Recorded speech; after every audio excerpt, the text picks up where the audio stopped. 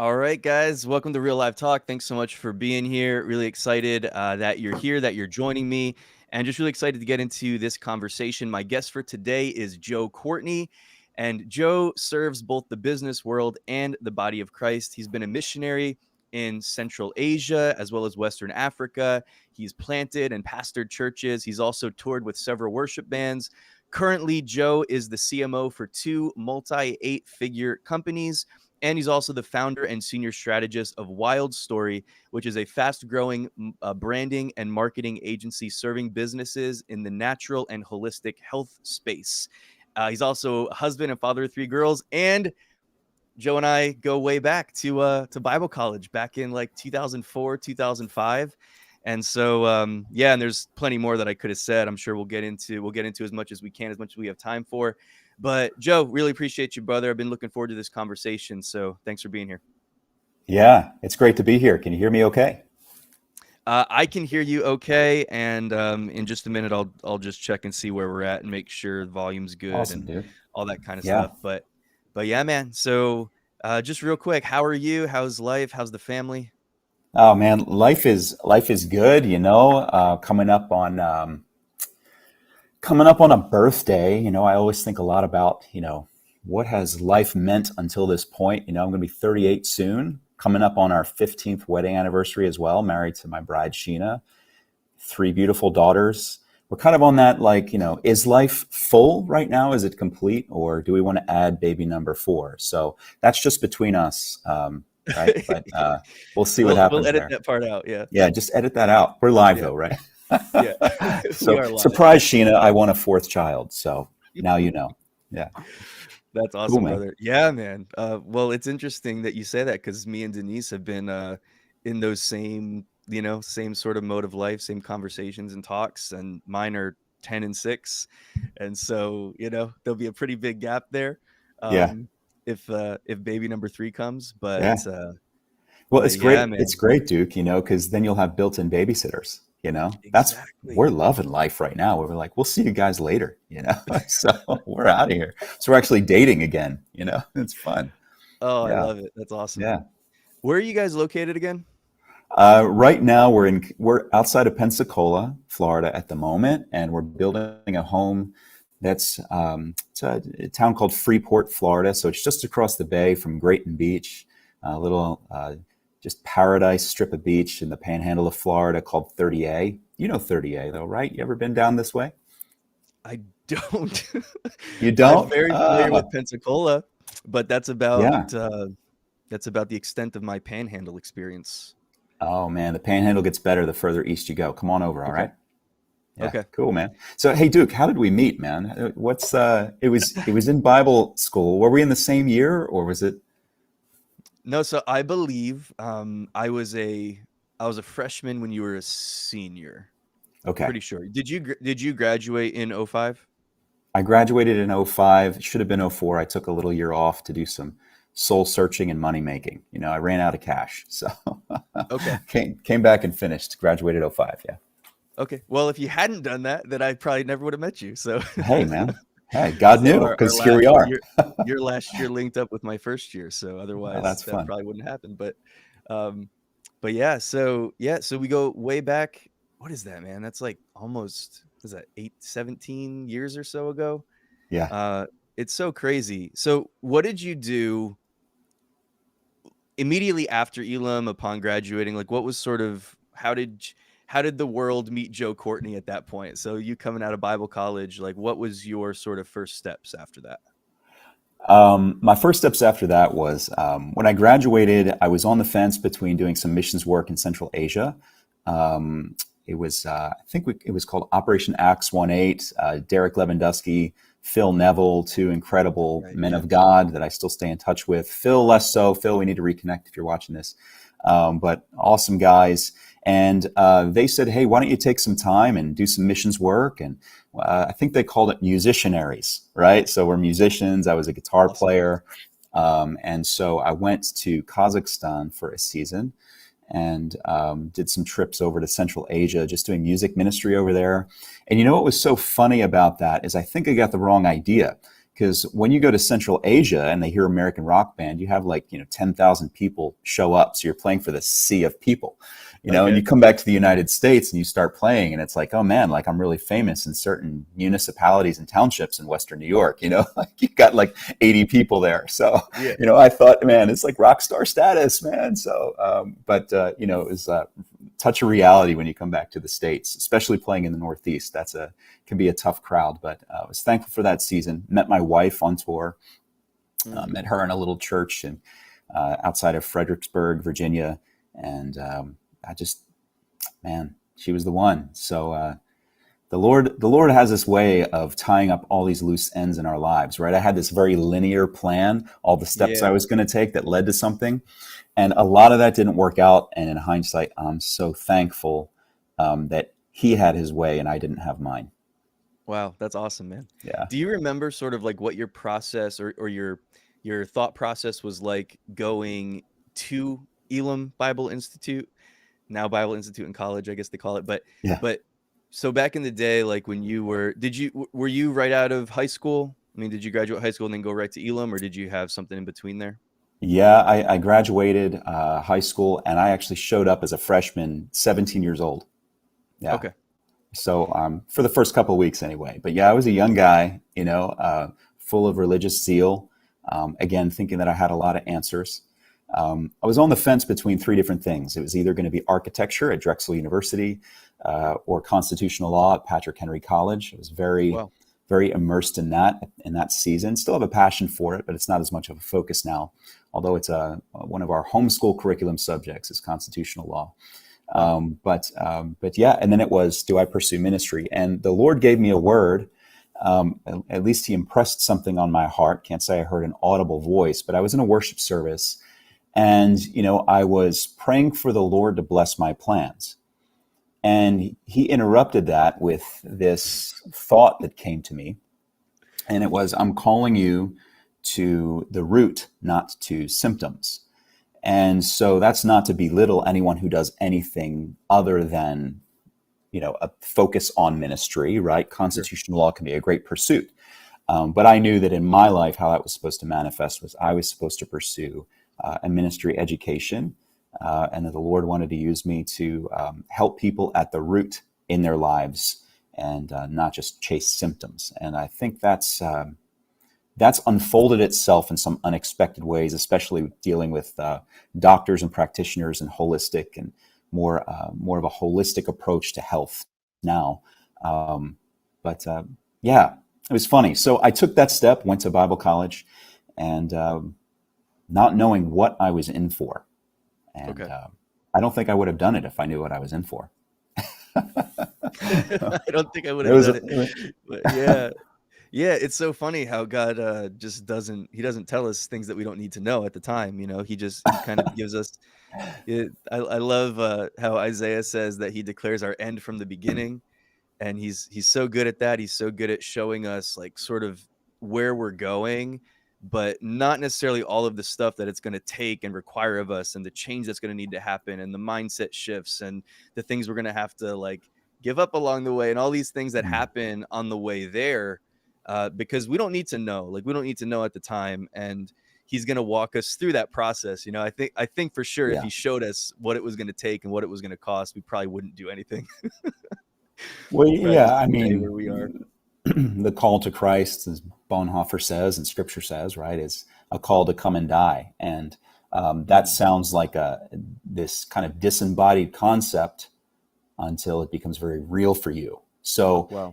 when the Lord calls you to something, oftentimes it means that something else is going to have to die, unless the seed dies, right? Nothing Yeah. grows. And I think that we get very excited about the moment that we feel directed to take a step, and you know, not knowing that there's going to be some crucifixion of things along the way. So, Yeah, for sure. thank For God. sure. And I think it's that way. I think it's that way with everything that we want to pursue in life. I think everything that we do, like, I mean, talk about starting a business or talk about following Yeah, Jesus, like it all starts with a decision. Maybe there's like a big decision, to like, I'm going to do this. I'm going to go after this. I'm going to Mm. pursue this. I'm going to give my life to this.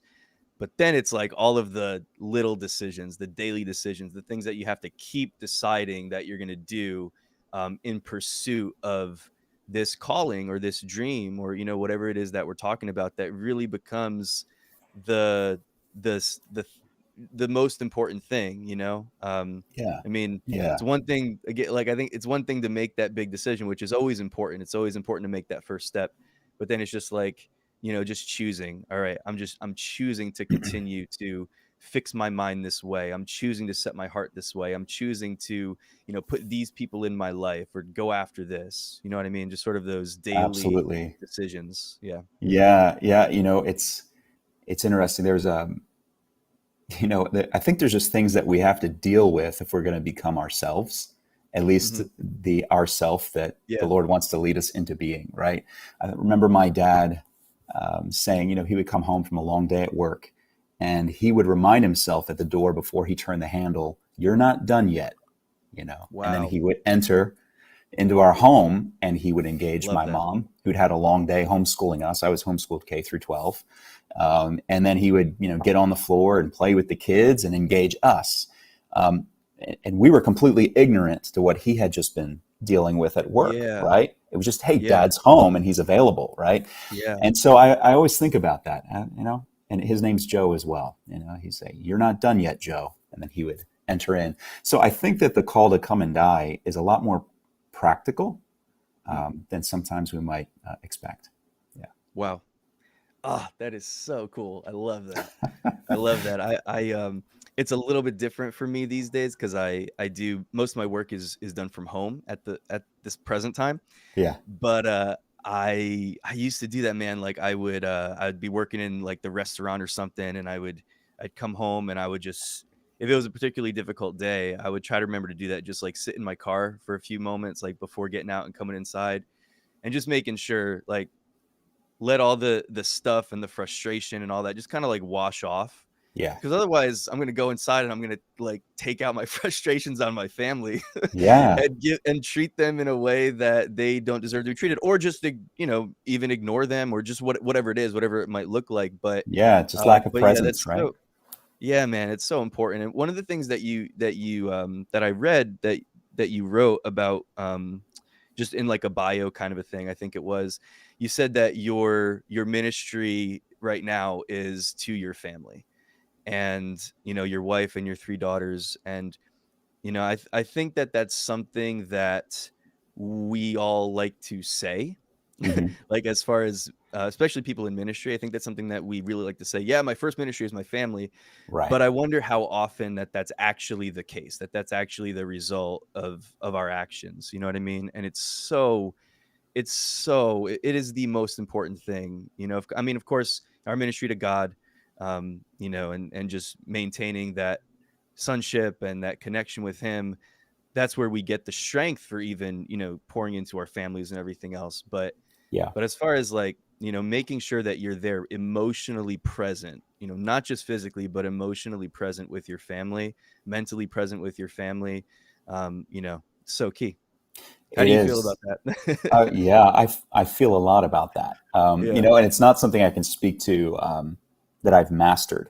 This sure. is a Yeah, me either. this is a constant process of fail, pick yourself back up, get back in the game. Fail, pick yourself up, get back in the game. Right? It's sometimes it's like if we're the quarterback of the home, we get sacked sometimes, right? And you got to shake it off, and get back up behind the For line. sure. And I think about this first ministry being family, right? Like, well, what does that mean biblically, and what does it mean practically? Hmm. You know, especially when I was in full time ministry in a pastoring role, it was probably the most challenging.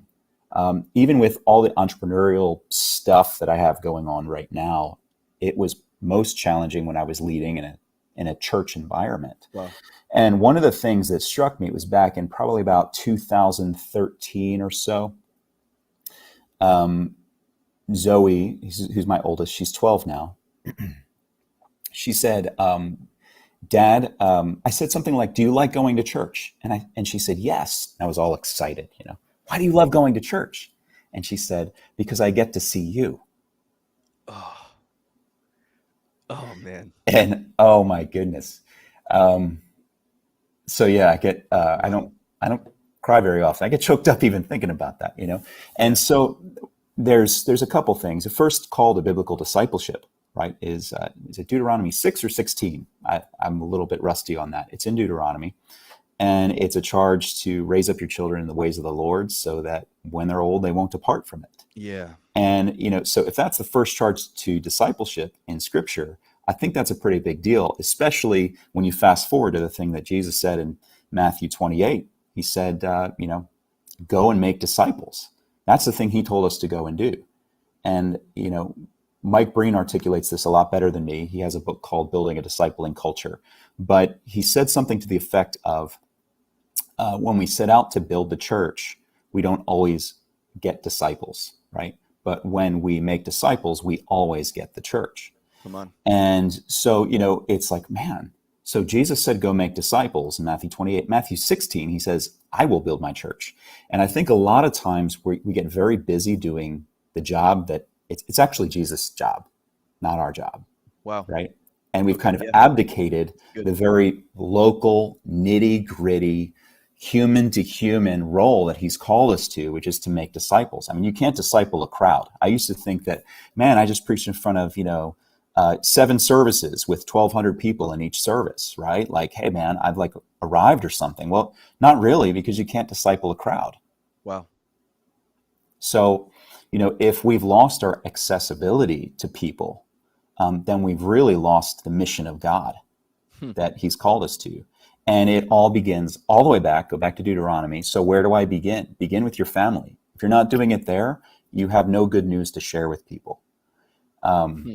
Wow. so It's yeah, good. man, that's very real to me, especially after the experiences that I've had, and just raw and real. You know, almost losing my family a couple times with a wife who just said, "I'm done," Hmm. and she was justified in saying so.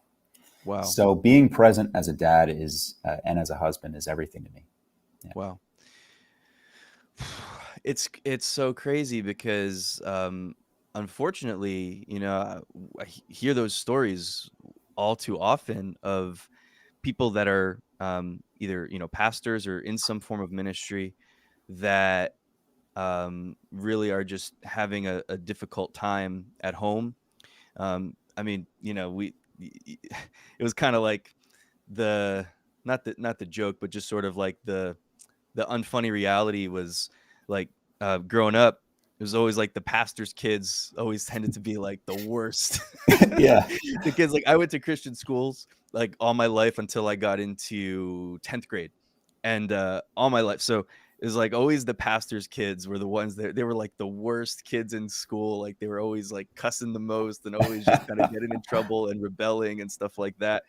I was like, man, like what is this? And it's I think that we can just be so deceived into I'm doing the work of the Lord and putting that as like up on this pedestal of Right. something, and like the people need me and they need me, and yeah, they do, but like what they really need is Jesus. And like you said, like I'm not the one that's responsible for building people. Like to an extent I am, but like I can't make the people dependent on me. Like, when Hmm. they become dependent on me and they're looking at me, then, like, if something happens to me or I'm not there, then what's gonna happen to them? Like, they're gonna fall apart. So, Yeah. we're not building people on a personality. We're not building a Right. ministry on a personality. We have to establish what we're doing on Christ and constantly make it our aim to point people to him. And then I think that if we would live like that and remember that, it would free us up so much, to really focus on the things that really matter the most, you know? Absolutely, man. Absolutely. Um, I remember being in a prayer service and one of our pastors standing at the front and saying, "And Lord, thank you for taking care of our families while we build your church." Oh, And what kind of an inverted yeah. perspective of what we're really called to do, again, my dad was a great influence on my life, still is, and he would remind me, he said, "Joe, your family are your ministry credentials." Don't think because you have a degree in theology or anything like that qualifies you. And so, when I left full-time ministry, really it was a significant leaving. I had been in and out of full-time ministry, ever since I graduated from Elam. But this was a significant leaving. It was in 2014. I resigned my role at a large multi-site church. I was the adult ministries pastor, so over discipleship in the church and volunteers and small groups and all those different things. And we had just experienced, like, I think 2x growth in a single small group season, just with a lot of emphasis. So in a lot of ways, it looked like winning. Mm-hmm. But on the home front, there were some harsh realities of a family that was just done with this grind. So I made a decision to resign, and that was our move to Colorado back in 2014, which absolutely transformed our marriage and our family. I was reading bedtime stories to the girls every night. I was brushing their teeth, the unglamorous family man kind of stuff that actually, in hindsight, is probably some of the most meaningful things that I've ever done. Yeah, man. But what that does is it helps us to live in the reality of the good news that we're preaching. And if we're not doing that, then what are we really inviting people into? So I think about this term hospitality. When you look at biblical qualifications for church leadership or eldership, one of those things, it's not just can teach, is of good reputation, it's must be hospitable. Yes. Maybe we've lost that in an age of inaccessible, personality-driven ministers, right? When's the last time that you opened up a table to 14 other people and let them have access to your life where they get to see the mess? Wow. I don't see that happen a lot. I know some people are making a great effort to do that. I commend that. Yeah. But what are we able to invite people into? So a short story. There's a young guy when we were living in Colorado, and I'm not in full-time ministry. My first job was consulting about 20 different churches around the nation. I was as a church consultant, and I made a move towards a more of an executive role with a software development company. After that, I need to distance myself a little bit more from kind of the ministry grind, if you will. I was seeing a lot of unhealth that I had experienced in my life, kind of unfolding in the lives of the leaders that I was coaching. And there was kind of an unhelpable attitude on the part of a lot of those leaders where it was like, yeah, that's nice stuff, but I'm not here to sing Kumbaya around the fire. Like, how do I double the size of my small group participation? Right. Yeah. So I was like, you know what? I'm done with this for a while. So we just started feeding people in our home. That became our ministry experience. And one of the young guys said, Joe, I need to talk about some serious stuff going on in my life. And I said, well, I'll tell you what, I have to go grocery shopping to pick up dinner, and then we're going to cook something and eat it. You want to come over? And he's like, yeah, sure. I was like, okay. So he actually showed up early. We went grocery shopping. He's pouring out his heart while we're walking through the frozen food section. I still remember that. And we'd pause and have some discussions across the shopping cart. We get home, we share a meal. Nothing really profound that I remember from that. But it was time for the kids to go to bed, and he was still there. So I said, hey, come on in. I'm going to read some bedtime stories to Zoe and Adele, and hang out. So he's sitting in their little bedroom in our Colorado condo. And I finish a chapter, and the girls are like, more, Daddy, more. And he's just kind of sitting off in the corner. And I just impressed on my heart to hand him the book. I said, okay, but he's going to read it. Zach's going to read it. So he takes the book, and he's like, oh, okay. My kids kind of scurry over and kind of snuggle up against his arm. And he's like panicking a little. You can see him looking at me like, is this okay? I'm like, it's okay, man. Just read the story. I'm right here. So he does. And again, finishes the chapter, kids go to sleep, and we went out and we talked about something serious that he wanted to discuss, and I don't even remember what it was. But 2 weeks later, he comes to me and he says, I just want to thank you for that experience in your home. And he said, I grew up without a present father, and I never had that example, and I could never see myself becoming a dad. I just had no mental picture or association for it. And he said, that was the first time that I could see myself being a good dad. Wow. you know? And that's a seed that can only be planted in somebody's life through proximity, through living at a pace that is slow enough for people to keep up with you, right? Pace and proximity are a big deal, but people Right. having access to the real aspect of your life. And I'm not just talking about the real stuff where we're getting stuff off our chest and being vulnerable. I'm talking Right. about like, hey, I'm going to invite you into areas of my life where I'm trying to live in the reality of the gospel. Yes. Come on in and hang out for a while. That is real, like that is real nitty-gritty discipleship. Just like that open door, just giving people access into your life. That's true discipleship. I mean, that's what Jesus did, right? With his 12, first of all, Yeah. and then even beyond that, meeting people like Zacchaeus and others, and like, hey, I'm gonna come and eat in your house today, and just like allowing people access to him. Where I think so often, I love that you said that about the pace of life. So often we're so fast paced, and I think we get so caught up. I know that I've like been really guilty of this at different seasons of my life, where I've been so caught up on performing and on production and productivity, and just thinking that I've got to constantly be moving, constantly churning stuff out and producing more and Right. producing more and producing more. And then when we do that, that can become our default, so that when we have an opportunity like that you had with that guy, we can just pass it over, like, oh well, no, I have to do this, and we think that it's more important. But nothing is more important. Nothing is more important than people. Nothing is more important than like the people that God has put around you. And so often I think that we can get caught up on stuff that really doesn't matter. Like you talked about preaching in front of all these people, and we can get so caught up on God, I want a platform, and God, I want the ministry you promised me.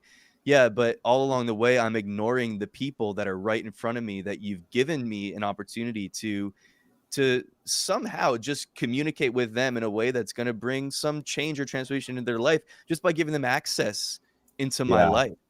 I mean, just think about the whole reason we exist, like the whole reason that we're saved and all of this to begin with, is because Jesus gave us access into his world when he didn't need to, because he was already perfect in God's presence and one with the Father and all that forever. But he came down because he wanted us to be there with him as well. Hmm. And so even just sort of that as a principle of now me living my life and recognizing, hold on, like my life's being transformed by Jesus. So how can I just practically demonstrate this to the people around me by inviting them in and giving them access into this new life in Christ that I have, so that I'm not sitting on it, squandering on it, just waiting for these like opportunities that make me feel like a big shot. But like that's real ministry, that's real discipleship, is it's like daily It with people, is. in the trenches with people sometimes. And just Yeah. that daily, not that, preaching and stuff, like that's not that it's unimportant, but if we're not living it, if we're not demonstrating it in daily life, then what are we really doing? Exactly, Duke. Teaching is very important in the church. Yeah. It's just not the only thing that's Yeah. important. Worship is important. Corporate worship is important. It's just not the only thing that's important. What I would love to see for my heart for the church is to see us really take a more holistic approach to what it means to be involved in people's lives. To see, what does it mean to follow Christ together? And I think, probably I would dare say that 80% of most churches' time, energy, and resource goes towards a weekend production, right? Mm. Um, and the weekend production is great.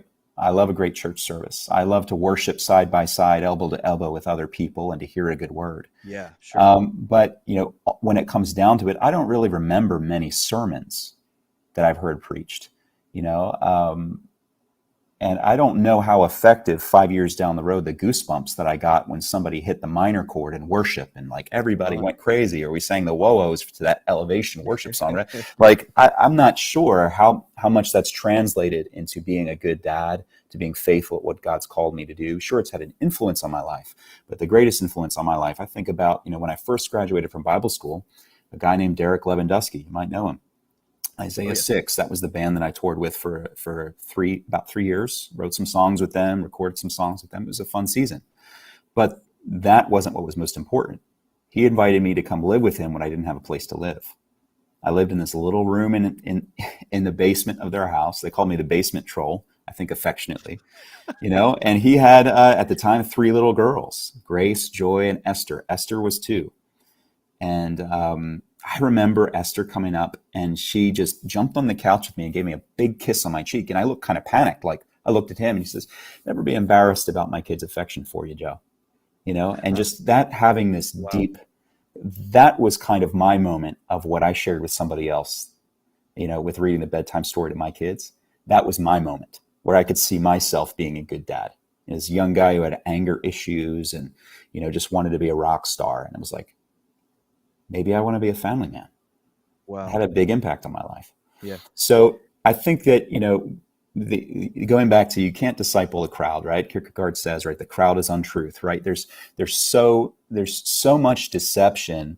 I think when we're a part of the crowd thinking that this is ultimately what I need, and there's so much deception for us if we're leading the moment in front of the crowd, we can get deceived into thinking that that's the point, that that's the ultimate truth or the ultimate experience. When you Yeah. look at the process, I'm passionate about hospitality because I know it's the front door to discipleship. Because through hospitality, we build relationships, and relationship is always the vehicle to discipleship. It's Wow. it's a simple process, right? And then if we make disciples, we always get the church. So I would love to see a return to hospitality, church around the table, brother. That's my passion. It's so interesting, man. When I first got here to Mobile, Alabama, which is like almost 10 years. Oh my gosh, it's 10 years ago now. When I first got here, that was one of the first things that I okay, so I initially came here and it was supposed to be a year, maybe 2.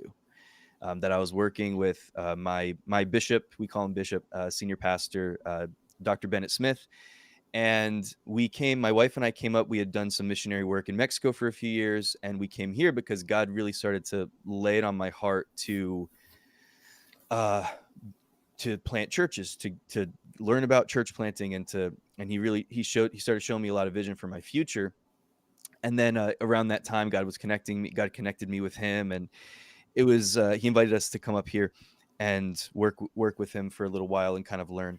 And during that process, one of the first things that I remember learning was that there's the scripture that says a bishop must be given to hospitality. Mm, And so we started doing that. Like we just learned how to um, set a table in a nice way, you know? And we would start doing, so we would use that when we started to minister, like reaching out into the Latino neighborhoods and stuff like that, and building, we were building a Spanish speaking ministry, and yeah, we man. were, doing different things, and we'd have like, 3 or 4 or 5 people over for a Bible study, but we would like cook a meal. Like we'd fix Yeah, like a nice meal, and we'd put out like nice silverware and nice dishes and, glasses, and we would sit around the table and we would treat these guys who, I mean, most of them were used to, um, well, not every time, but on some of these occasions, like all the guys at the table, it'd be a bunch of men at the table that were used to living in a house with 8 other men, and like just eating tacos for lunch every day, or eat whatever. Like that's what they did because they were trying to save as much money as they could, yeah, to support families that were not here in the country with them.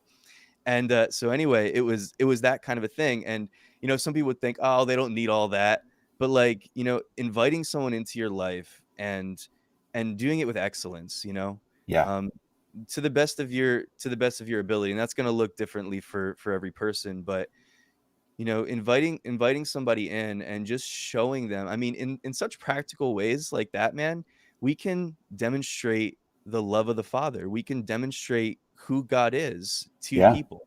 You know what I mean? Absolutely, Just in like absolutely. a meal, just in I love inviting it. someone I for love it. coffee or dinner, like, man, it's just like practical life. What would happen if we gave people tacos instead of Bible tracts? Dude, I know I would have got saved for sure. and many were added to the church. Yeah, it'd be awesome. I love it, dude.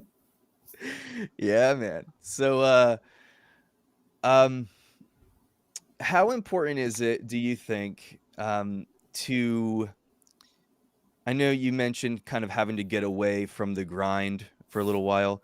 How Yeah. has your perspective shifted on that through the years?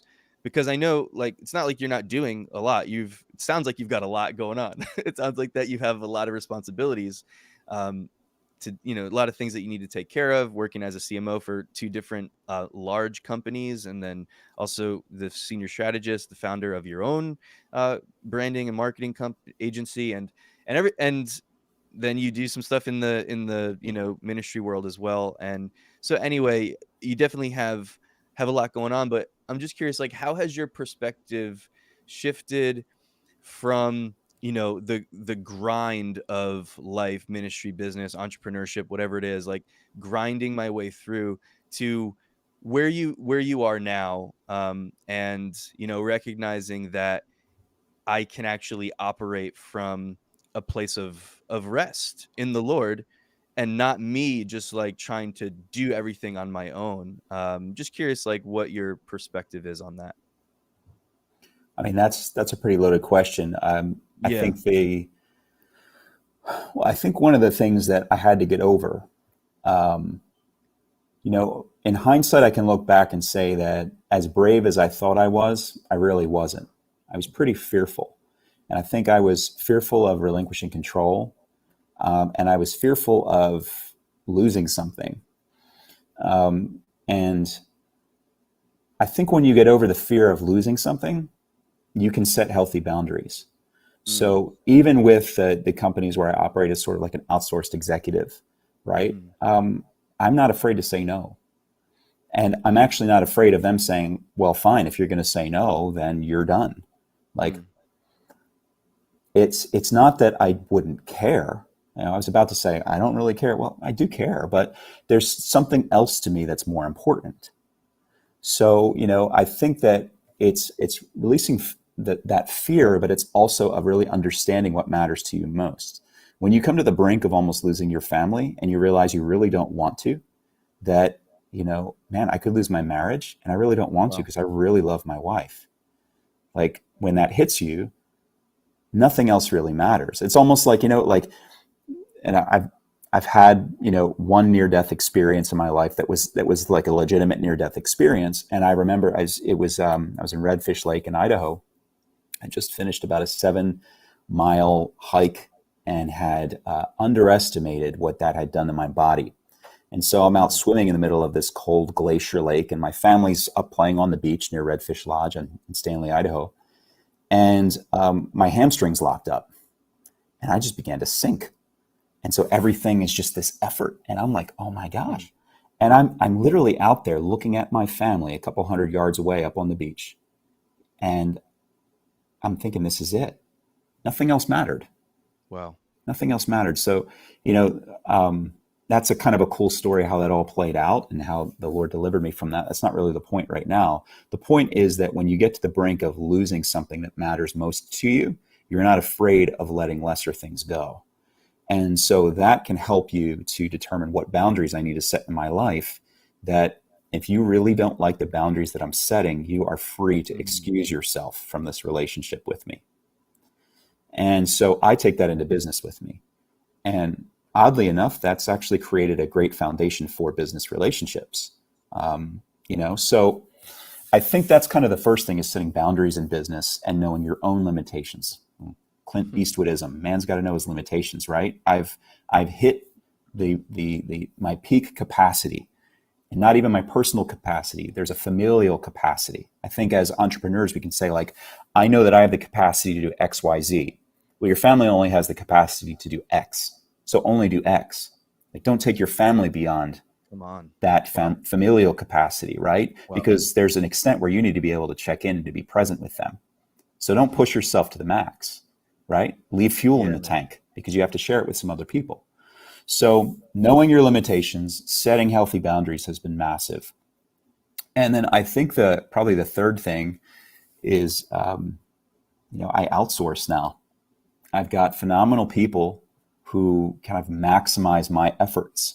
There's a lot of things that, I know how to do with excellence that I used to pride myself on doing myself, that now I just don't do anymore Hmm. because it's not making the best use of my time. right? Or it's not honoring to the other people who need my time. Yeah. So that's been Yeah. big. So hire good help. Everybody talks about finding time.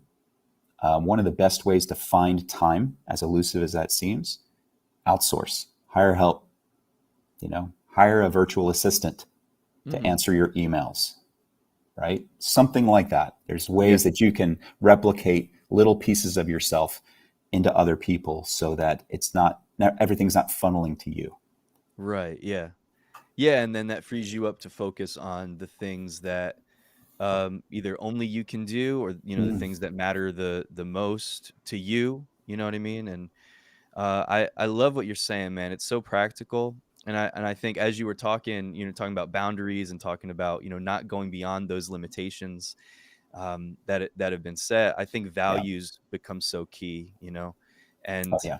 like, what would happen, man, if we actually lived from like a place of honoring our values, Mm. like having clearly defined values. And so like a big value for you, of course, is that your family is your first and most important ministry. Maybe that's maybe you would define it in a different way, but that family Yeah. family and maintaining your relationship and building your marriage and building your kids and cultivating those relationships, all of that is like such a clearly important um, goal or value in your life.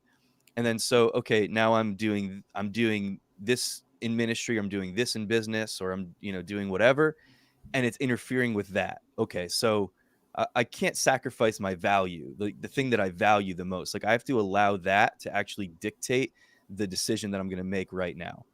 And so, I think that something that I do, well, I probably don't do it as often as I should, but I try to do it often, is to kind of reevaluate where I'm at and to simplify my life in whatever ways that I can. Is that something that that you do, like go like kind of like looking at where you are and evaluating and seeing, okay, this isn't working the best, so how can we adjust it here? Is it sort of, in other words, is it sort of like an ongoing process of course correcting as you go? Oh, 100%. You know, um, yeah, I don't know anyone who, um, I don't know anybody who is productive on accident, right? I don't know Yeah. anyone who ends up kind of living into kind of this fruitful aspect of what it means to like live into your values and see fruit coming from that. That doesn't Mhm. happen on accident either. I think for me, it's um, not everybody needs to do this. I'm the type of guy who will run in a direction really long and really hard until I just absolutely collapse or until I'm confronted with the reality of losing something that I value. I'm trying not to do that as much anymore. Yeah. Um, but I've had my George Bailey moment. I don't know if you've ever seen It's a Wonderful Life, but you Yeah. remember like his Mhm. life's just a mess. And, Yeah, he man. doesn't even want to live. And he's standing on the bridge and he's crying out. And he says, "Please, God, I just want to live again. I want to live again." So, what does that look like to have your George Bailey moment? To be like, God, I want to live again, right? Well, what does he do next, right? He's surrounded by his family and surrounded by his friends, right? But like getting back in touch, what does it mean to really live again? It's to assess, what are my values and what are the Mhm. things that I'm investing my time in that are not aligned with my values? Because for every That's yes, there's good. an implied no. So if I say yes to you about something, maybe that's implying a no to a daddy daughter date that I really owe my 12-year-old daughter Zoe, right? Wow. So really, really count you only have so many yeses to spend. Spend them really wisely and simplify, simplify, simplify. Back in 2019, I was an exec for another marketing agency. Also was a planting pastor for a church in Eastern Pennsylvania, and just had it was wonderful for a season. And there was a lot of things that began to happen where things were beginning to disintegrate, and I was trying to hang on to these things. And man, it just hit me like, get back to the basics. It's kind of like with the Lord, we do that. We get back to our first love, right? So Yeah. getting back to those first love things in our life. We sold everything, man. We got rid of this, beautiful big farmhouse with a barn and a couple acres, and we sold another home that we still owned in New York. We sold our cars. I like got rid of like, 19 pairs of jeans and kept one pair. You know what I mean? Like we just simplified everything. Yeah. And we bought this big 40-foot RV and a pickup truck, and we just started traveling around the country. We did that for 2 years, full time in an RV. Not everybody can do that, but that was something that we took a move towards, of getting back to kind of the root of what was most important, to Wow. experience togetherness. When you go from 4,000 square feet to 400 square feet, there's a lot of togetherness happening in that kind of an Right. environment, for better or Can't get worse. away from Yeah, we're it. building a house now. I'm like, I can't go back to that, right? It was a season, it was good. I can't imagine doing that forever. Yeah. Some people do. I commend them. But, whatever it takes, man, get ruthless It's good. about simplifying your life. I mean, what do you have to lose? Clutter. It doesn't matter. Come on. Yeah, clutter's not good for anything. Um, oh, I love what you're saying, man. So something that we've talked about, or that we haven't talked about it.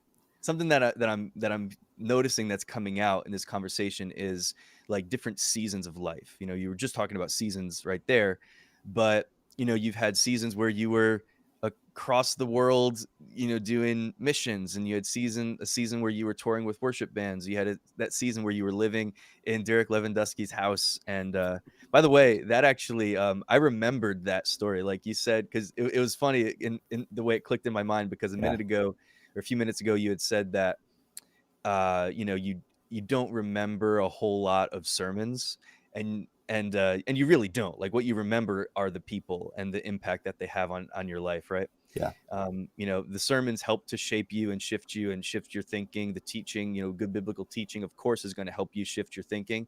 But as far as like remembering individual messages and sermons, there's maybe a handful that I could look at Right. and say, oh yeah, I remember this. But anyway, I did remember, for some reason, that stuck in my mind, that story. I remember hearing that story in EGC, Elam Gospel Church, and like talking about how, like, you talking, I honestly, I don't remember if it was you or Derek talking about it, but one of you was talking about this, about how like you spending time in Derek Lewandowski's house and spending time with his kids and his family.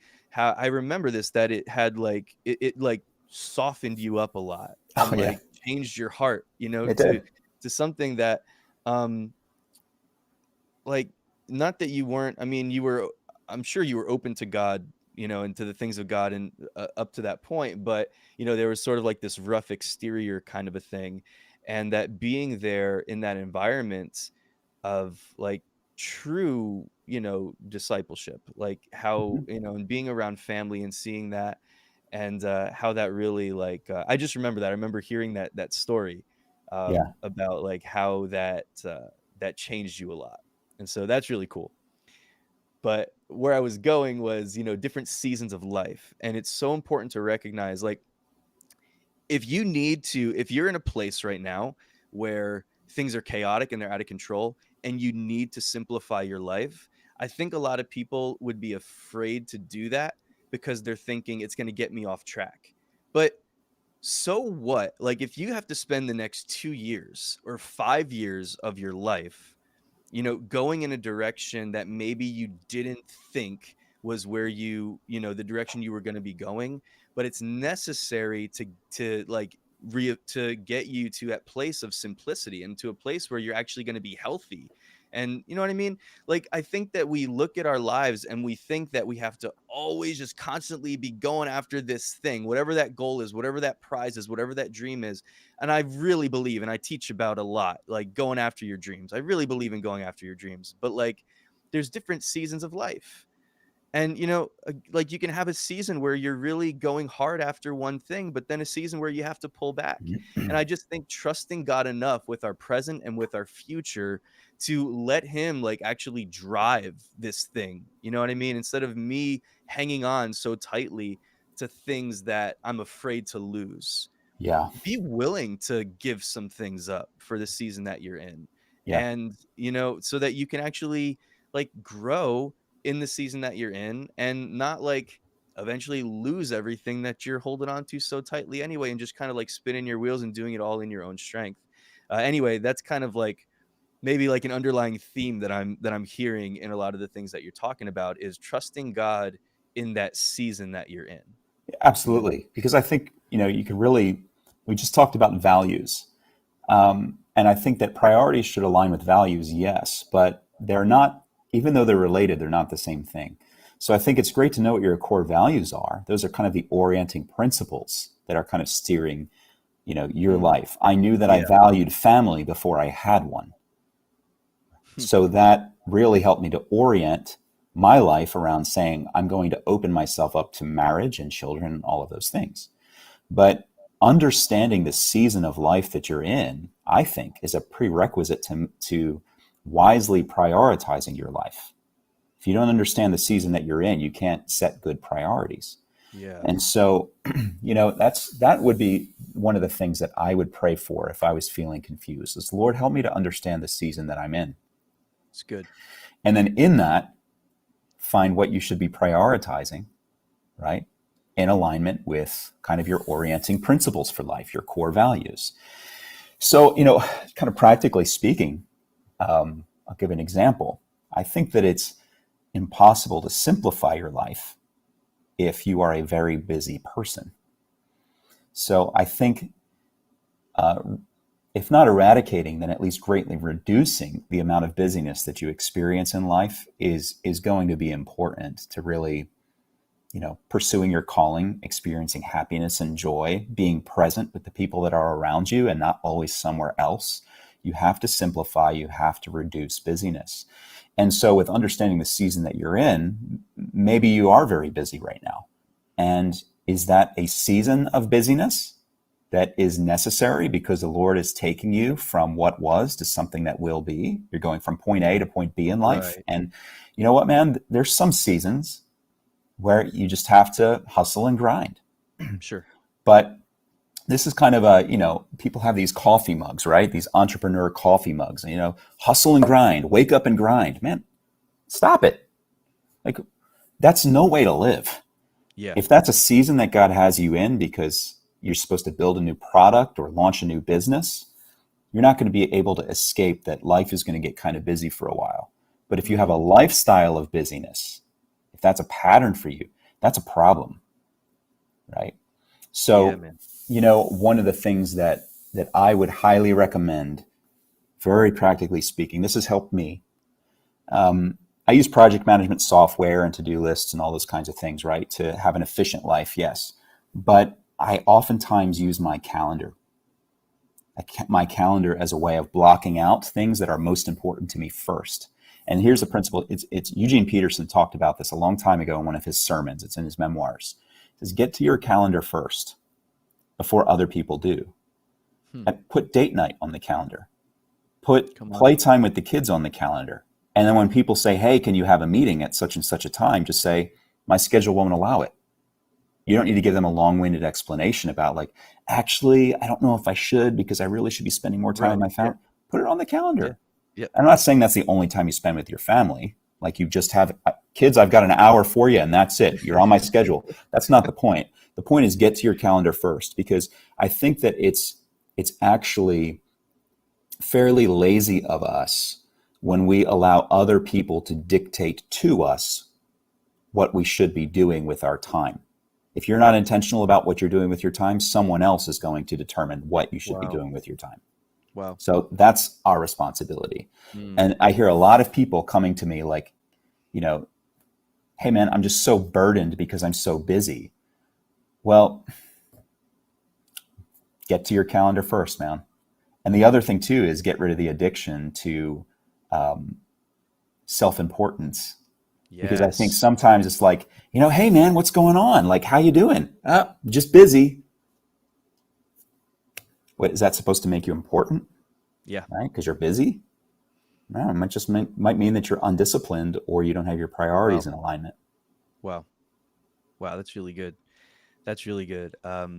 And just imagine like the it's such a simple thing that you're talking about, like going back to the thing about putting your family time, your date night time with your kids in Yeah, your calendar, doing that first, right? Setting those sort of like non-negotiable time frames that this is going to happen. And I yeah, think that doing that first, I mean, just on a very practical level, like speak volumes to your family, to your kids, You have young kids, and like I just think that that would speak so beautifully to them that, okay, like daddy or mommy's most important thing, the thing they always put on their calendar first is me. You know what I mean? I think that that even just for like sort of their psyche, and then like you said, you're not just spending that time with them, but then like if things do get crazy, you have a really busy week, you have a deadline you're up against. Like I'm not opposed to having those sort of like you know grind sessions where like, okay, there's this conference coming up in 3 weeks, so I know we're going to be putting in later nights, more hours than we normally do to make sure everything's together. Like I get Right. that, but yeah, like you said, simplifying your life in general to the point that it's not just a busy life where we're always busy, we're always in go mode, but we need that time to be able to stop and smell the roses and really stop and enjoy the life that he's given to us, because he wants us to enjoy it. He's Yeah, given us all things to enjoy.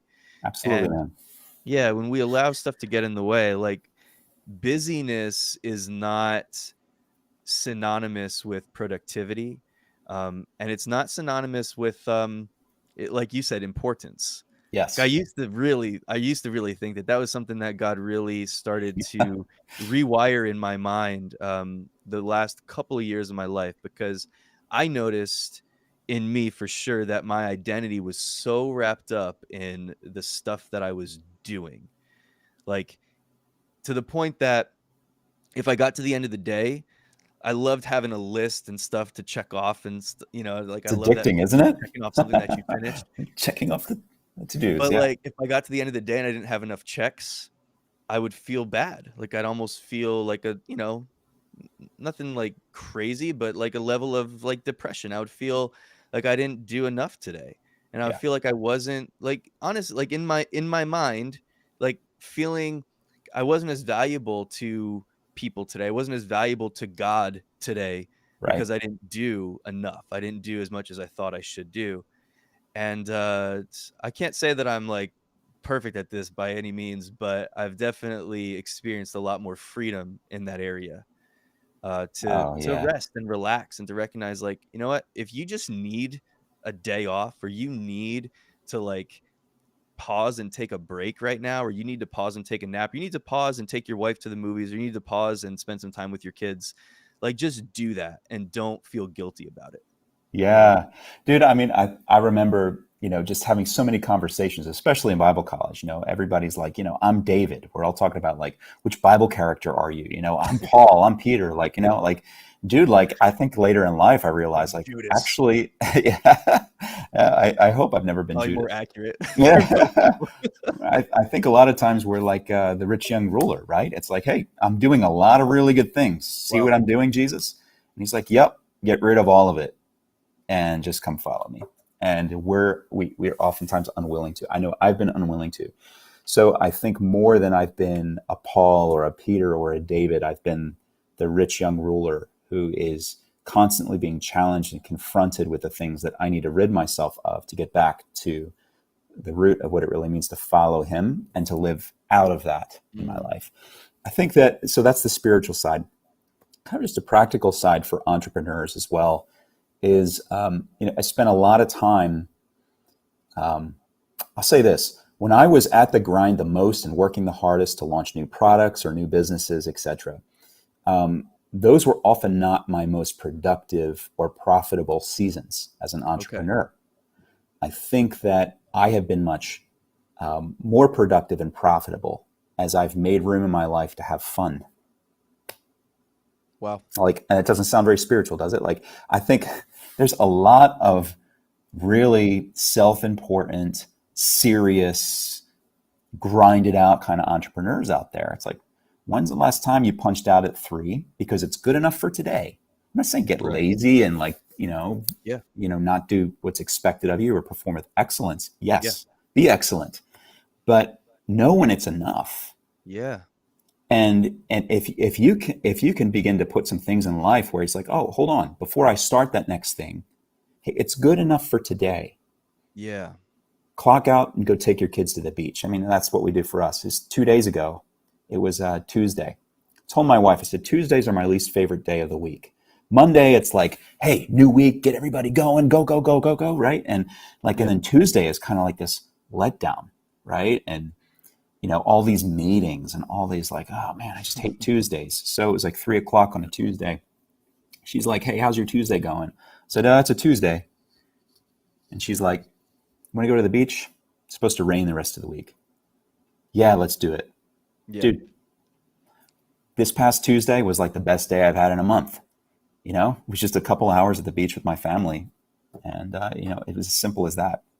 Yeah. So make room in your life to have fun. Know when it's enough. Have some fun. Don't take yourself too serious. And The other thing, if I could add to what you're saying yeah, too, because this is something that I've struggled with, is like when you're doing that, like be in the moment though too, because yeah, so often we can leave like, okay, let me punch out at 3, but then from 3 to 6, and I'm with my family, I'm just thinking about all the stuff that I'm not doing, and then feeling guilty because I'm yeah, not there. Like right, that's gonna be wasted time. It's actually gonna make you probably feel worse. But like if you actually allow yourself to be in the moment, present where you are when you're there, and yeah, I just think being present in the moment, and you know, yeah, brother. like for Yes, the sake yes, of them, for the sake of giving our best to the people that we're with, but also for the sake of our own just mental sanity and mental health. It's like you need that break.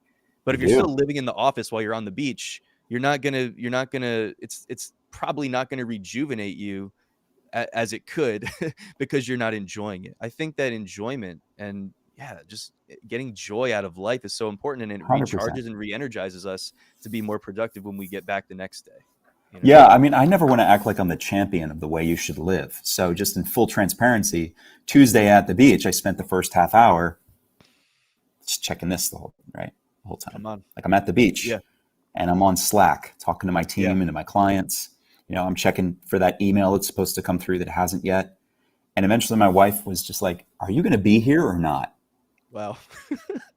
Like, yeah, airplane mode. Yeah, I'm here. I'm here.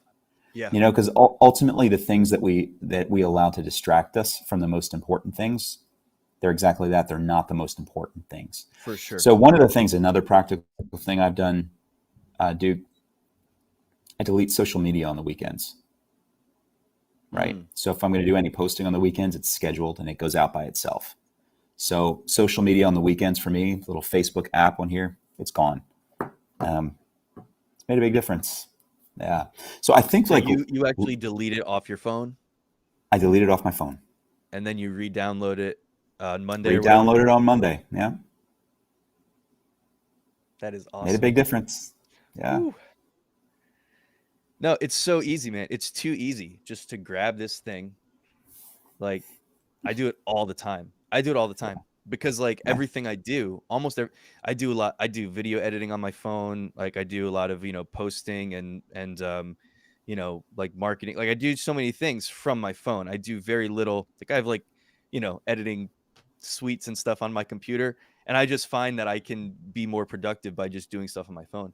But so there's like always stuff. There's always stuff. It never ends. There's always stuff I can be doing on this phone, and it's so Yeah. easy to just grab it and then just like start. And then I'm like, what am I doing? Like I'm not supposed to be doing that right now. And Yeah. it's way too easy. Yeah, man. And I've definitely just been rebuked by my children enough to like, Dad, Oh, me too. All like the time. you're spending too much time with your phone, and I'm just like, oh my god, like All you're the time. right. You're absolutely right. When you And think about this, man, it's easy to kill an hour on the phone, isn't it? yeah, But what I've realized is that 30 minutes of playtime with my 3-year-old daughter means the world to her. yeah, Right. So it's like for every yes, there's an implied no. If I say yes to trolling the feed for an hour, and that goes by pretty quick, happens kind of on accident. That's a no to some very important, significant things to other people in my life.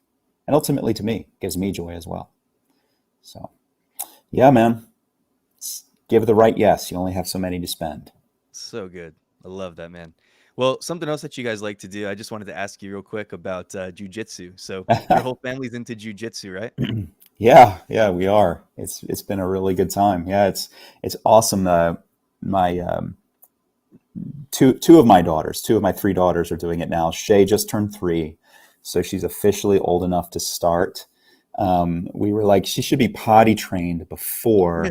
I've never seen a kid grappling in a diaper. So we're like, we should potty train her first. So we're working on that right now, and then she'll be in. But yeah, my kids absolutely love it.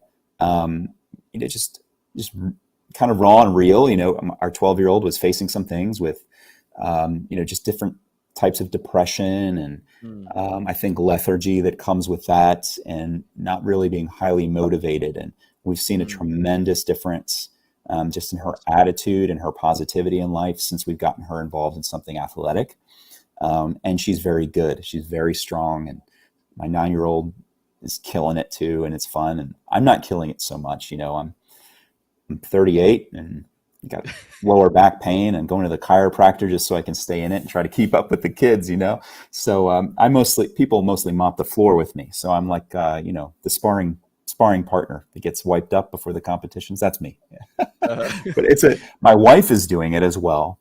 And my goodness, that's been really cool to see her turning into this lioness. So it's a lot of that's fun. awesome. Yeah. Well, even that, I would think. So getting beat up, just like getting beat up every once in a while, I imagine Uh, that would be good for you. Like in a so good. controlled environment, you're not going out and starting a bar fight and getting your butt kicked, but like, Yeah, but in a controlled environment where everybody's fighting and everybody's gonna lose at some point. You know what I at some mean? Like point. nobody's perfect. Everybody's gonna get beat at some Everyone will. point. And Yeah. so just like for like, I don't know, I feel like that's healthy. Do you agree with that? I mean, just like for the level, maybe even just developing humility or whatever, but being able to kind of go in and you're exercising, you're working out, and then even if you lose, it kind of like reminds you of like, I don't know, maybe helps you get some perspective. What do you think Oh, about that? 100%. 100%. Yeah. Yeah. We need to be reminded that we're not invincible once in a while. And so that's healthy especially if you're a type A, you know, driven type of person. It's Yeah, really good to be confronted with your own limitations. So yes, very healthy. yeah, that's awesome. I asked you about that because I've been thinking about getting in. I've been wanting to get into jujitsu for a while. My son does. I was telling you before we started here. My son has been in taekwondo for about 3 years now. He just got his black belt, so we're pumped about that. I thought about hopping in there, getting involved with that, but I really like jujitsu as a way. I feel like you get more of a full body workout because you're more focused on ground techniques and You really do. a little bit Yeah. more. Yeah. Mix that with some Muay Thai and you're all set. Yep. Yeah, man. Yeah, and then like you just kind of have it on reserve just in case, someone wants to mess with your family or something. Exactly, man. Yeah, it's not about becoming a wolf, right? It's about becoming a stronger sheepdog. It's about protecting the people that matter to you most, and understanding how to handle stressful situations or being pinned to the ground. So I think that the principles from jujitsu apply readily to other aspects of your life as well. So I can't recommend it enough. Yeah, That's awesome. How long have you been into it? You personally? off and on for a couple of years. I Okay. trained some when we were in Bethlehem, 10th Planet Jiu-Jitsu. It's one of Eddie Bravo's gyms. Oh, It's cool. no gi, so that means something if you're into jiu-jitsu. So you're not wearing the pajama-looking uniform, right? Hmm. You're in there in a rash guard. And now I'm doing it's in uniform or in your gi at this place. It's a Checkmat Jiu-Jitsu in Gulf Breeze, and so pretty phenomenal instructors there. A couple world champion black belts. So if you're in the That's awesome. Pensacola area, go check them out. That's awesome, bro. By the way, Pensacola, like we're right across the bay from each other. We we need to get together one of these days for sure. Yeah, yeah, Um, kayak on over. We'll hang yeah, out. yeah, man. So before I let you go, I just wanted to ask you, just tell us something about Wild Story, about your Mm, branding and marketing agency, and like maybe how or why you started it, and just a little bit of the heart behind it. yeah, yeah. I think that that the how and the why it started. It's back in 2019. Just about everything that felt significant at the time in my life, other than my family, came to a close. Mm, And so we was literally moving from Pennsylvania to Colorado, driving our RV cross country to go work closely with the owner of the marketing firm that I was a part of. That was the COO of at the time. I was supposed to drive over and work with him for several months on launching a new product. I got a call literally on the day that we were about to drive cross country that, hey, I'm not going to do that anymore. My wife's having another child. Just want to kind of simplify our life. So I'm going to keep our 10 best clients and just go personal brand. Hmm. And that was pretty tough. I mean, I'd spent about a year leading up to that point. Yeah. Really had joined his team to help fix some operational issues Hmm. that that were. I put it this way: they had grown beyond the point of the what the foundation was able to sustain and hold. So Yeah. I went in to fix it. And so we'd finally reached kind of a point of stability, and we're going to grow new things. And that kind of rug was yanked out from underneath of us. And, that's fine that those decisions were made. But, I was like, well, if I stay on, that's going to make me kind of a helper, right? I don't really want to be like an assistant. Like I joined to be an executive and launch new products and programs. So that's not happening. So I resigned. And it was kind of birthed out of necessity in some regard. But what was great about that was Hmm. my wife had been encouraging me for years to launch out on my own, and I just hadn't. I had kind of taken turns going to different organizations and fixing things, and then moving on to the next thing that needed to be fixed, whether in that organization or in a new one. And Yeah. so this was really an opportunity to not be Mr. Fix It. It was an opportunity to really grow something from the ground up that could be healthy. So that was really my passion, was what would it look like to have um, that kind of in the innermost parts of this company, that it would be very healthy, right? And for the people that I'll eventually hire, that they would have a great quality of life as well. Hmm. So internally, that's the way we try to operate.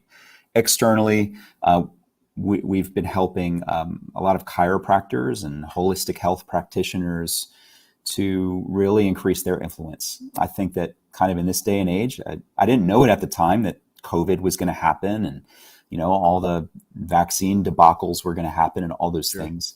So I'm really thankful in hindsight that the Lord got me involved in that niche, to be able to present people an alternative to medication, vaccination, surgery, all those things, and really look at holistically, Yeah. how can we be healthy? How can we live in alignment with the way that God's created the body?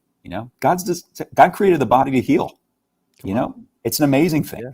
When we get in touch with the way that the creators actually designed us, and beautiful things happen. So good. So yeah, we're just passionate about helping local business owners who are family oriented, who are community focused, to really take their message to their community, make an impact in their community.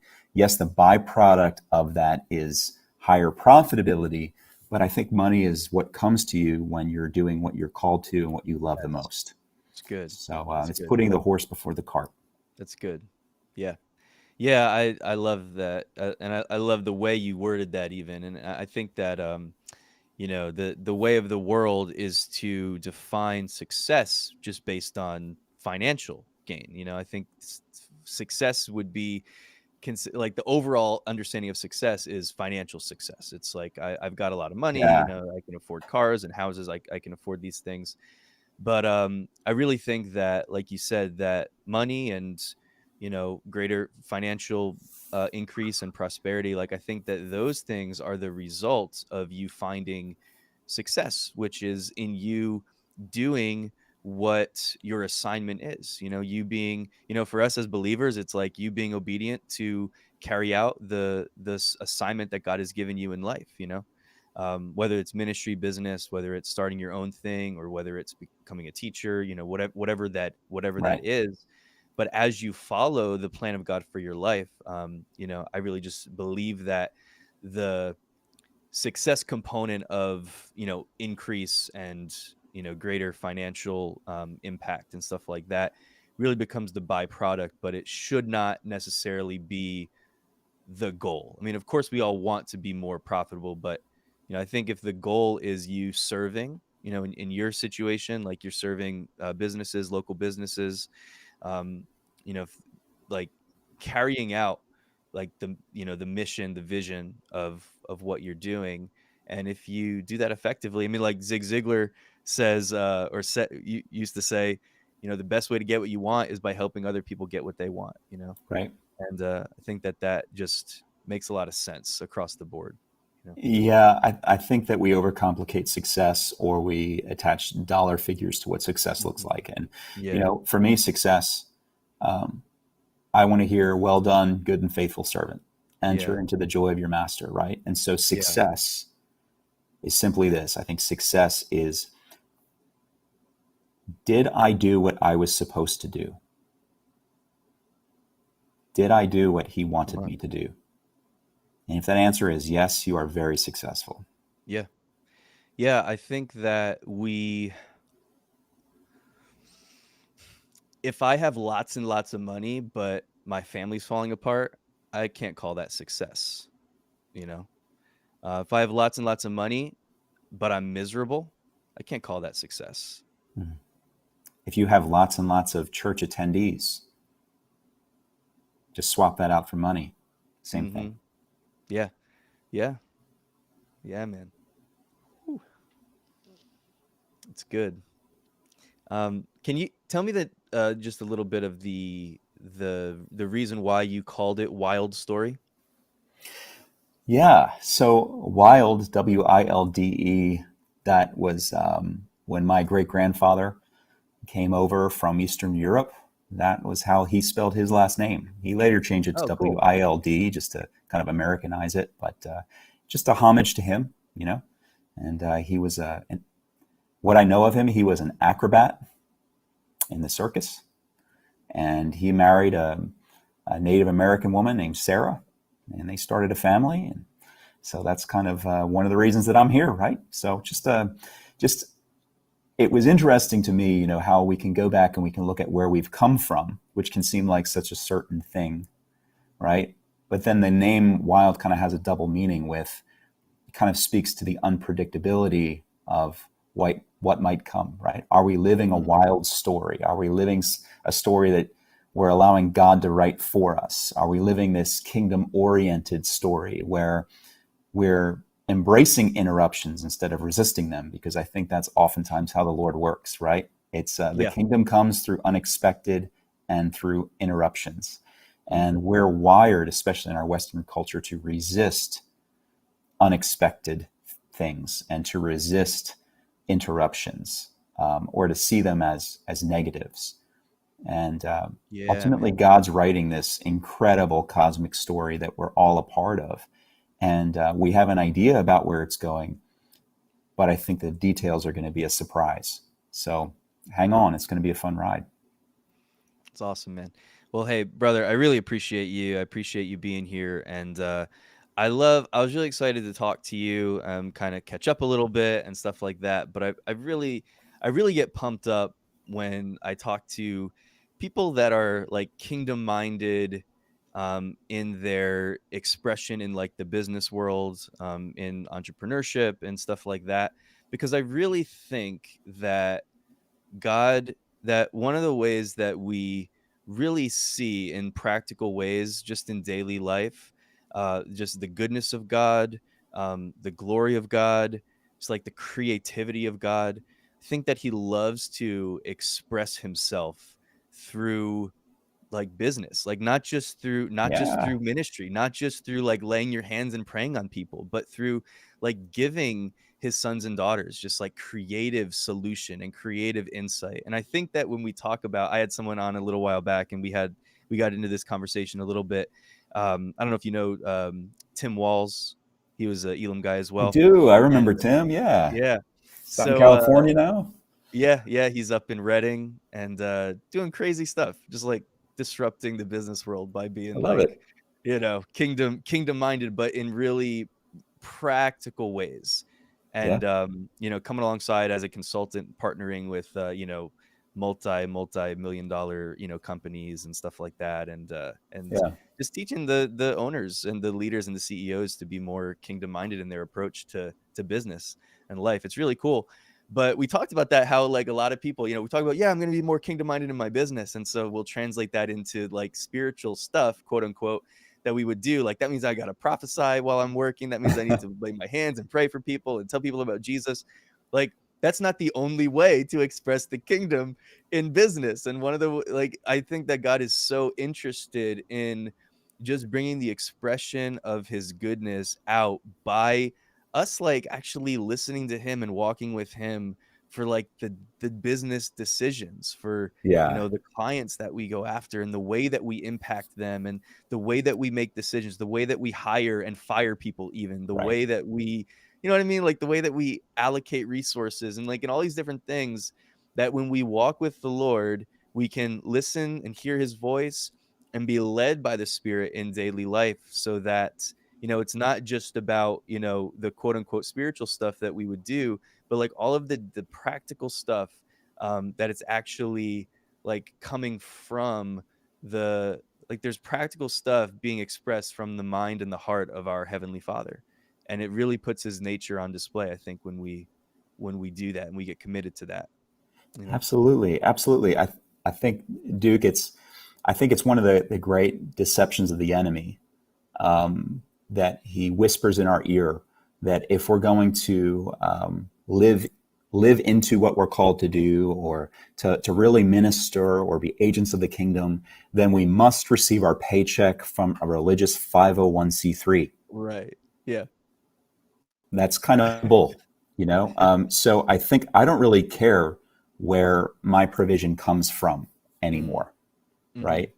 What I care about is doing what I'm supposed to do, It's about good. doing what God's called me to do.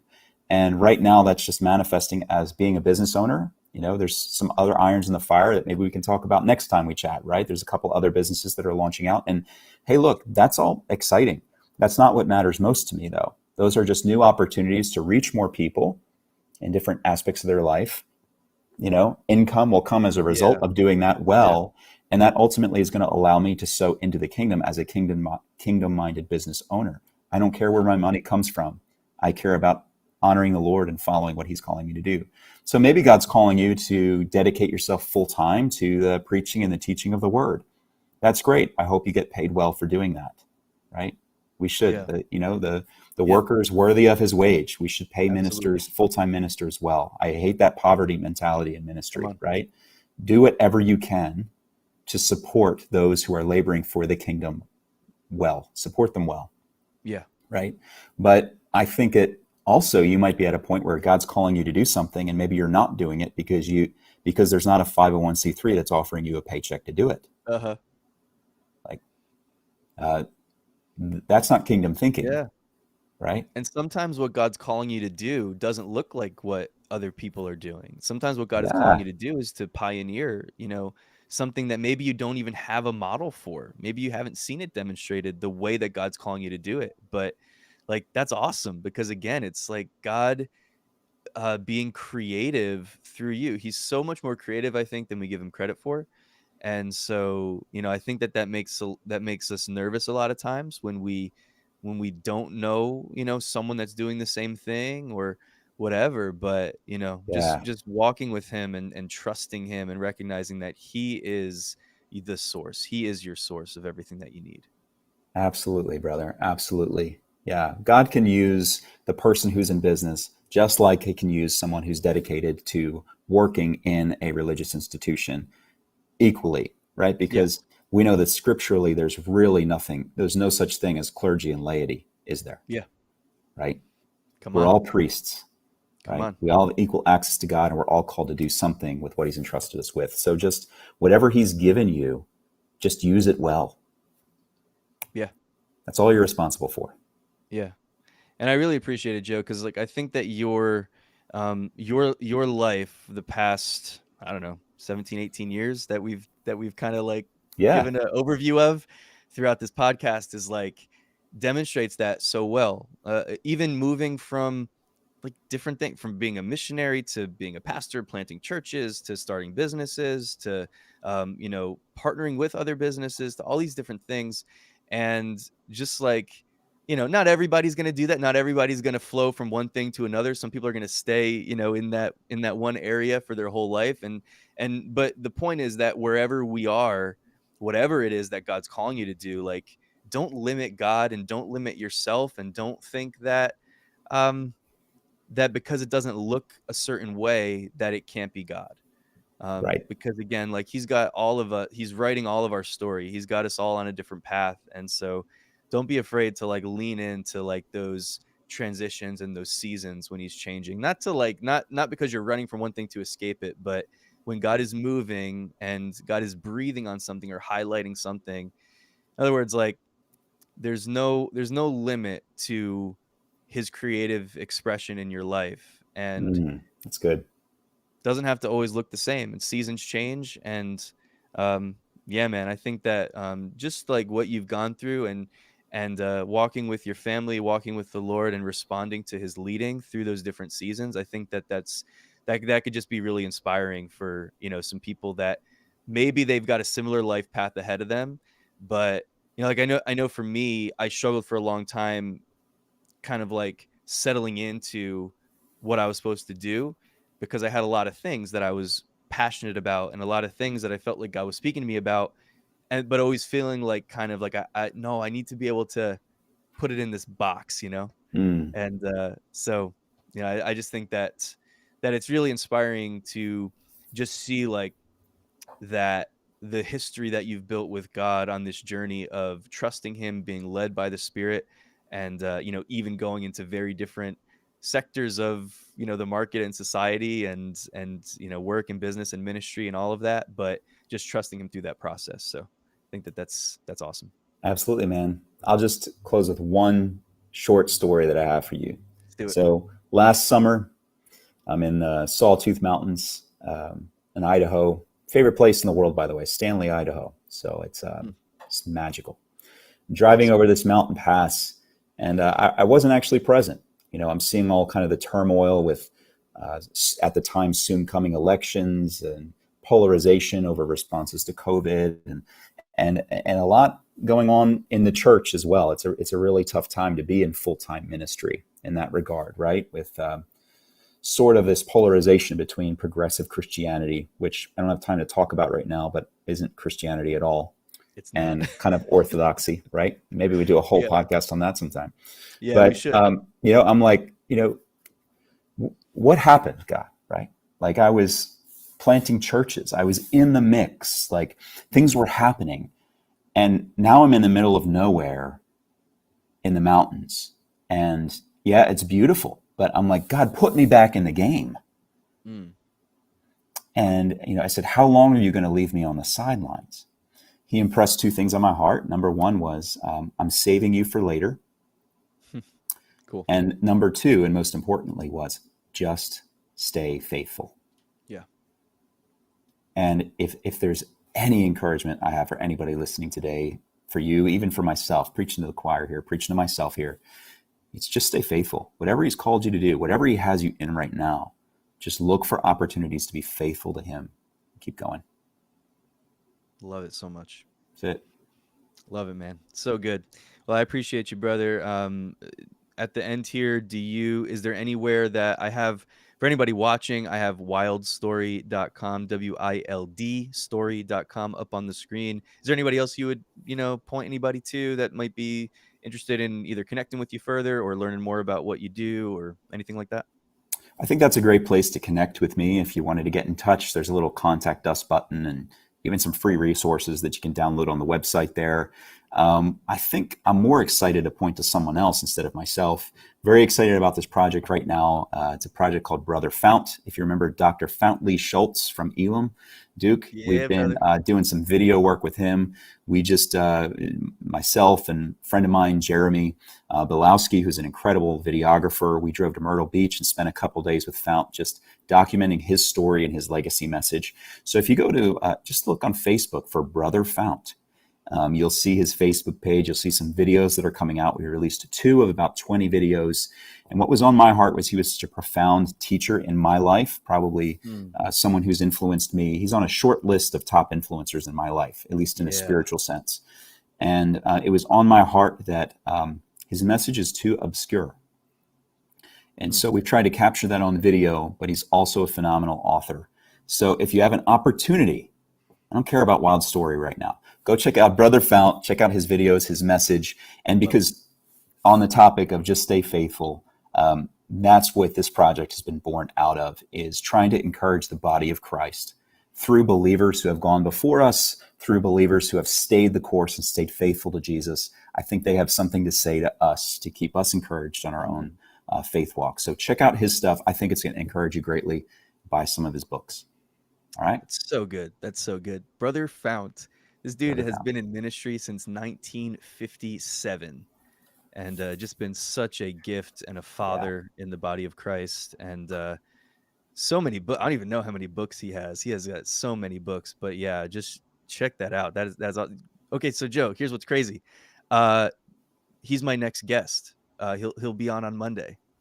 So we're come gonna get to on. talk. So we're gonna get to talk about that a little bit more. Get into that a little bit more.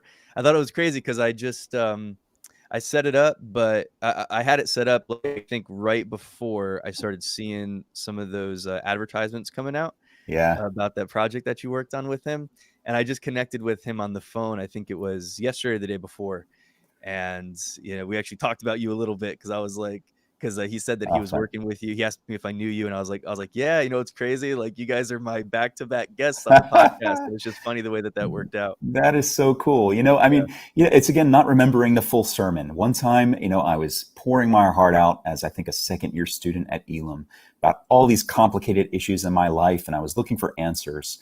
And we're sitting in his car. He's just looking through his windshield, just kind of soaking in everything I'm saying. I'm expecting a strategy that he's going to give me the plan. yeah, He just says, "Trusting God would have no meaning without the big question marks." And and that has stayed with me, man. So man, when I'm dealing with the unexpected in life, I remember that statement. And so Brother Fount is not big into self promotion. So he's got phenomenal books that he may or may not talk about. Make him talk about his books, and make sure that people go to Amazon and buy some of them because they're really phenomenal. He's got awesome. a commentary on the Gospel of John, an approach to the Gospel of John. I've never really heard other people take this approach in their writings. It's very unique, very deep, very profound. And he's got another book coming out soon too. So ask him about that. Cool. Yeah, for sure will. Well, thank you, Joe. Appreciate you again, brother. Love what you're doing, and I just appreciate you carving out some time to add some value to my life and to have this conversation with me and add some value to the community here. So thanks again, man. Yeah, Duke, it's been a pleasure. Thank you. All right, everybody. Well, thank you for checking this out. If you watched or listened or both, or however you caught this podcast, really appreciate it. If this episode blessed you, or added any value to your life or to your day, if you consider subscribing, sharing, leaving a review, anything like that would be super, super helpful. Appreciate you guys, and make sure you check out the next episode on Monday morning with Brother Fount. It's gonna be awesome. Thanks again, Joe.